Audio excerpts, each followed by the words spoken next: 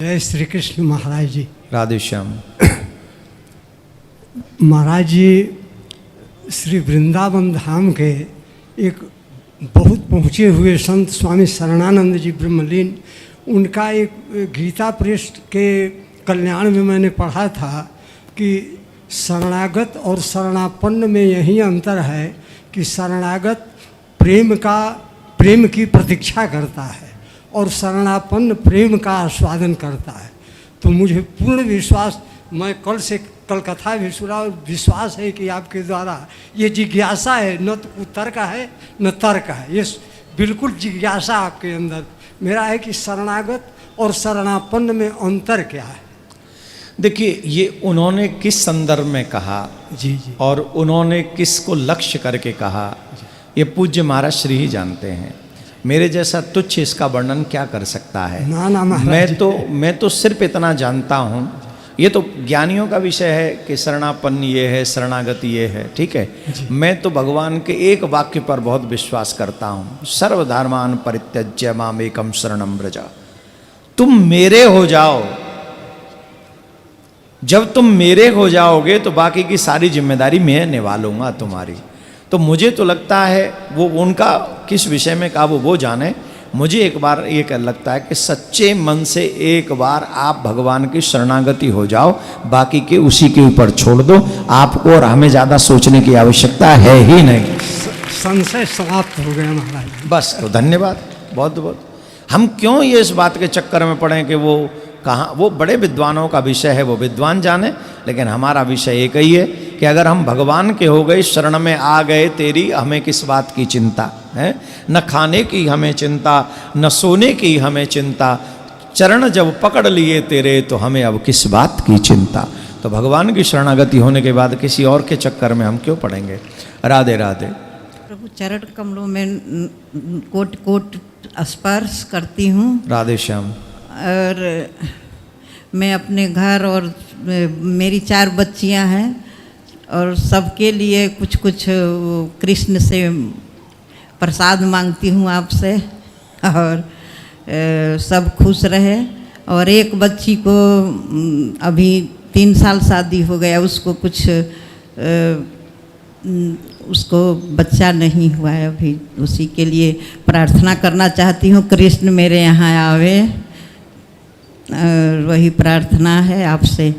और उनके प्रसाद के लिए मैं कुछ चाहती हूँ, दक्षिणा देना कहाँ दें समझ नहीं पा रही हूँ। मैया एक बात बताओ, पहली बात तो यह है कि आप जिन बच्चियों के लिए कुछ मांगना चाह रही हैं, जो चाह रही हैं, हर माँ इतनी दयालु होती है, अपने सुख दुख छोड़कर सिर्फ अपने बच्चों के लिए सोचती है। तो वो तो आपका वात्सल्य है, ममता है, और वो एक हर माँ का स्वभाव भी है। हाँ। तो वो तो देखकर ऐसा लग रहा है कि एक माँ बोल रही है तो माँ का दर्शन हमको हो रहा है जी। पर मैया एक बात बताओ, आपने अपने लिए कुछ नहीं मांगा भगवान से? अपने लिए क्या मांगूं, जो भगवान मेरे को दिए हैं 4 पुत्रियां, वही बहुत है, और उनसे जो है सब मेरे। अरे मेरी मैया, अपने लिए भी कुछ मांग लो।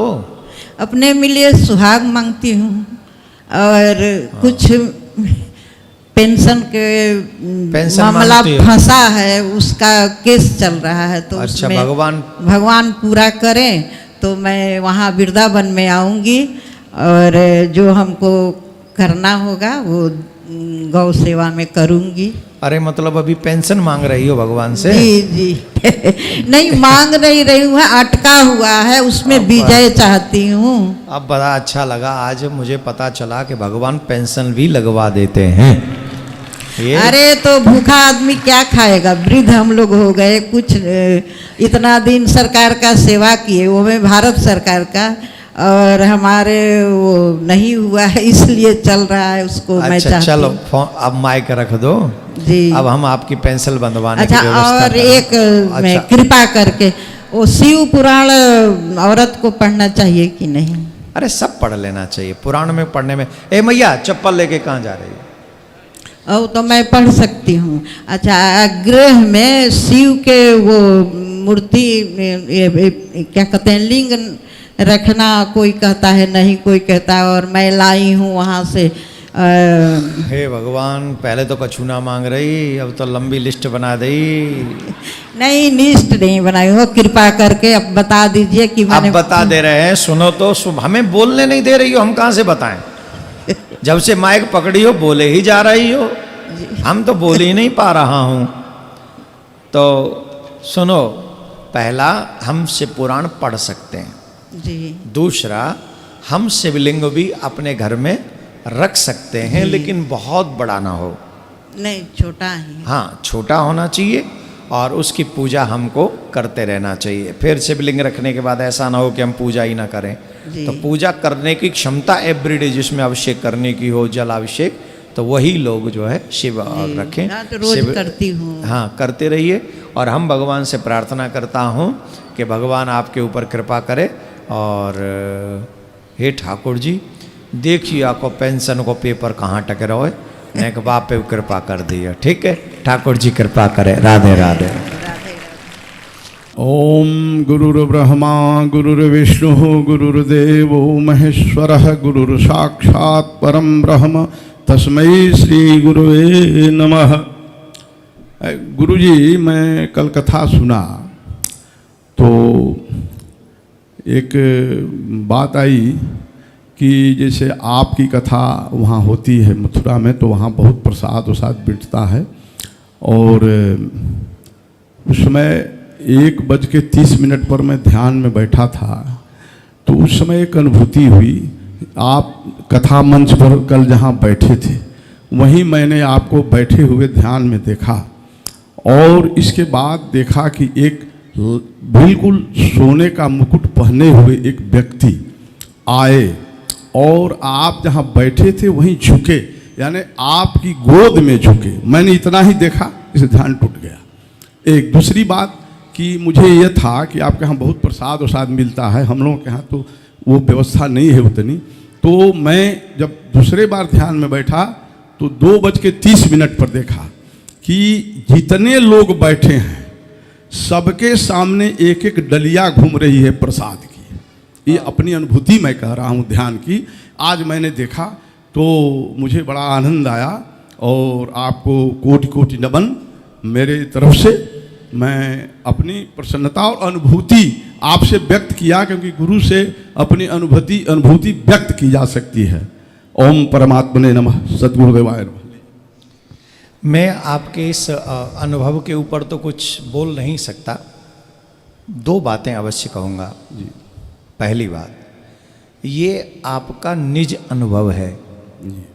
आपका निज अनुभव है। और निज अनुभव में ध्यान में अगर आप ऐसा दर्शन कर रहे हैं, दोनों ही, जैसे आपने देखा कि सबके सामने डलिया घूम रही है जी। आपने सुना कि वृंदावन में या कहीं भी प्रसाद हर दिन बंटता है और भोजन होता है, यहाँ नहीं हो रहा है, ये मन में आया होगा। तो ठाकुर जी ने कहा होगा कि यहाँ जो प्रसाद, ये अनुभूति, आपने नहीं चाहता कि ऐसा अनुभव आपको हो, लेकिन फिर भी वो प्रसाद की डलिया सबके सामने जा रही है, आपके मन में आया। इसका मतलब ये हुआ, हमको जो लगता है कि ठाकुर जी कह रहे होंगे कि प्रसाद तो यहाँ भी मिल रहा है, वहाँ वास्तविक रूप से मिल रहा था जिसका स्वरूप हम दर्शन कर रहे थे, और यहाँ उस रूप में भी मिल रहा है जिसका दर्शन हम नहीं कर पा रहे, वो छिपा हुआ है, वो ये है, इसका दर्शन। जी।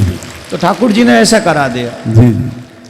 और दूसरा आपने जो कहा कि कोई आए जी। स्वर्ण का मुकुट पहने जी। और व्यासपीठ को नमन किया, जी। तो हमको लगता है कि व्यासपीठ पे साक्षात श्री सुखदेव जी विराजमान होते हैं जी। वहाँ कोई शरीर नहीं बैठता। हम जैसे लोग तो किसी लायक नहीं है, अधमाद अधम है हम लोग तो। पर वहाँ जब विराजते हैं तो स्वयं साक्षात श्री कृष्ण संभालते हैं, वही वो सामर्थ्य प्रदान करते हैं। तो हमको लगता है कि जब आपने देखा होगा कि प्रणाम कर रहे हैं कोई स्वर्ण मुकुट, तो हमको लगता है आपको ये दर्शाया गया होगा राजा परीक्षित के माध्यम से कि हम यहाँ पर साक्षात विराजमान होकर कथा सुन रहे हैं, आप लोग भी मन लगाकर ध्यान से, क्योंकि राजा परीक्षित के सर पे मुकुट सोने का था, है ना। और भागवत कथा श्री सुखदेव जी महाराज ने कही, तो उन्हीं के स्वरूप में ये आपके भाव का थोड़ा सा निरूपण हमने किया है। तो बहुत बहुत धन्यवाद ऐसी सुंदर भावना बनाने के लिए, और भगवान आपको और आगे बढ़ाए इसी भाव में। धन्यवाद। राधे श्याम। राधे श्याम। राधे श्याम। राधे राधे गुरुजी। हाँ जी, राधे राधे। गुरुजी मेरा एक प्रश्न है। अच्छा सुनो, प्रश्न है कि डरा रहे हो हमको? प्रश्न है। हाँ, प्रश्न करो। कोई भी काम करते हैं तो लास्ट में थोड़ा सा विघ्न हो जाता है, मतलब कि हम लोग तैयारी करते हैं कॉम्पिटिटिव एग्जाम का जी, तो सब काम होता है लेकिन लास्ट में हम लोग थोड़ा सा के लिए रह जाते हैं। एक बार नहीं, हर बार यही होता है, तो उसके लिए कुछ हम लोग को उपाय बताइए। उपाय बता देते हैं। 2-3 काम करना शुरू करो।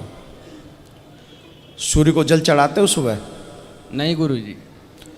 सुबह उठते हो जल्दी? हाँ, सुबह में तो हम लोग दौड़ने जाना होता है, तो सुबह में हम लोग दौड़ने जाते हैं तो पहले ही उठ जाते हैं 4 बजे।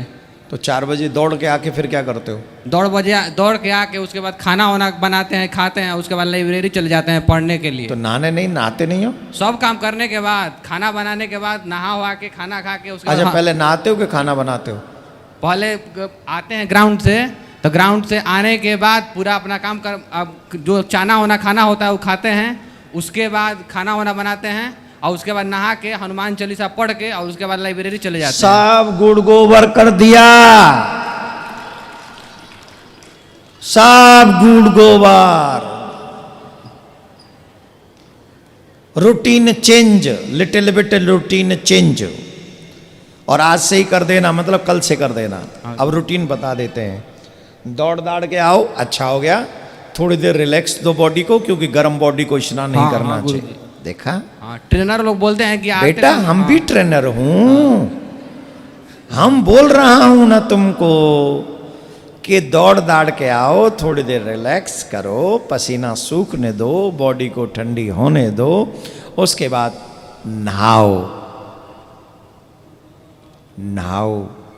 उसके बाद हनुमान चालीसा का पाठ करो। नहीं, नहाओ, फिर सूर्य को जल चढ़ाओ। ठीक? उसके बाद हनुमान चालीसा का पाठ करो, उसके बाद खाओ, भोजन बनाओ। पहले हनुमान जी को भोग लगाओ, वही जो खा रहे हो। अच्छा, वही जो खा रहे हो वो सब हनुमान जी को भोग लगाओ। लहसुन प्याज मत डाल लेना बस उसमें। और फिर भोजन बनाओ, फिर पढ़ने चले जाओ। तब इतना अंतर देख लेना 1 महीने में इसी चीज का। 1 महीने में इस रूटीन को चेंज करो, इसमें बहुत बड़ी बदलाव आपको दिखाई पड़ेगा। सिर्फ नहाना पहले है। ठीक है गुरुजी। और सूर्य को जल चढ़ाना। एक और बात आपको करना है, हर शनिवार की शाम को हनुमान जी के मंदिर में सरसों के तेल का दीपक जलाना है। और 2 हनुमान चालीसा है, 7 हनुमान चालीसा शनिवार को सुना के आ जाना है। सर, मंगलवार और शनिवार को हम मंदिर जाते ही हैं हनुमान जी। हाँ, मंदिर जाते हो पर दीपक तो नहीं जलाते हो, और वो भी शाम को नहीं जलाते हो। हम उपाय बता रहा हूँ शाम का आपको, समझ रहे हैं? और थोड़ा बहुत जो भी कुछ आपके हाथ में आ जाए, मीठा या कुछ ऐसा, तो वो चींटियों को खिला दिया करो।